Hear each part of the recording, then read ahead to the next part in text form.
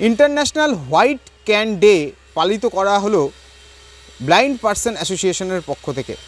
এদিন নদিয়ার Krishnanagar post office মোড়ে বিশ্বব্যাপী যারা চোখে দেখতে পান না তাদেরকে এই হোয়াইট ক্যান স্টিক যে আইন, সেই আইন বাধ্যতামূলক করার জন্য একটি প্রতিবাদ সভা করা হয়। তারা সেখানে একাধিক মানুষ সেখানে উপস্থিত হন, যারা চোখে দেখতে পান না তারা রীতিমতো এখানে উপস্থিত থেকে এই দিনটিকে উদযাপন করেন। তবে তাদের একটাই দাবি যে এই হোয়াইট ক্যান যেটা রয়েছে সেটা যেন বিশ্বব্যাপী একটি যে আইন, সেই আইনের মধ্যে আনা হয়।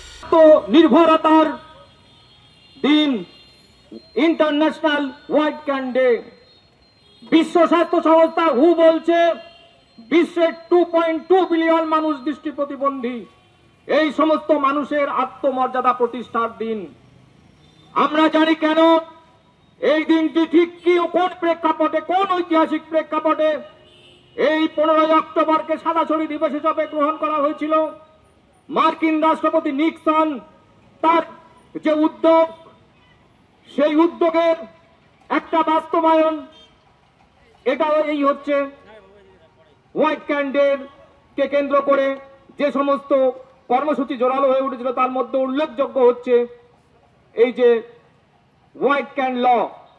এই হোয়াইট ক্যান লর দাবি তার সময় আইনে পরিণত হয়েছিল।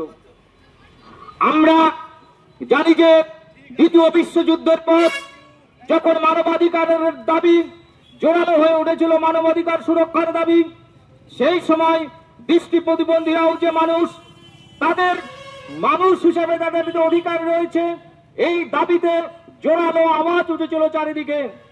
এক শ্রেণীর মানবাধিকার কর্মী তারা মনে করতেন যে দৃষ্টি প্রতিবন্ধীদের দৃষ্টিশক্তি না থাকার জন্য যে সমস্ত সামাজিক সমস্যার মুখোমুখি হতে হয়, এই সমস্যাগুলো আসলে কোনো সমস্যাই নয়।